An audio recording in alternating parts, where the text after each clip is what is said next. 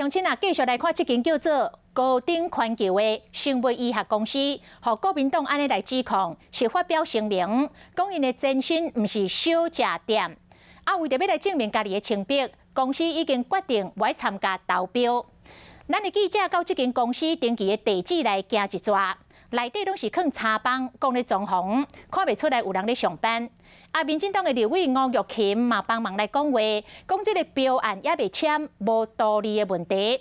不过，即摆麻烦的问题是，即摆这个快台这是一剂难求，本地这间公司要提供的1700万剂拢乌有去了。指挥中心要补这空这尔大空，这个头壳爱冒咧烧咯。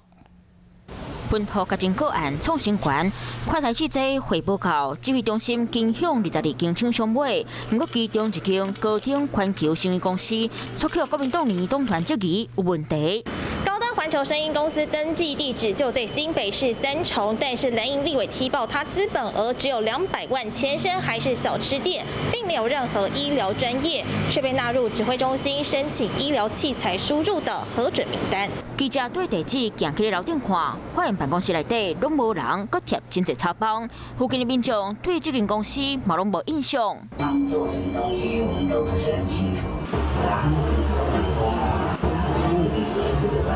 在阿东美高鼎环球生意公司到底现在当摕到中央快台采购16.5亿标案，敢是黑箱作业？我只要合格的制剂、合格的厂或是说我们约定好的时间，他要把货提出来，这3个条件完成，他才会提供那个价金给他。这家公司根本都还没发生，哪来后面的那个什么图利啦，或是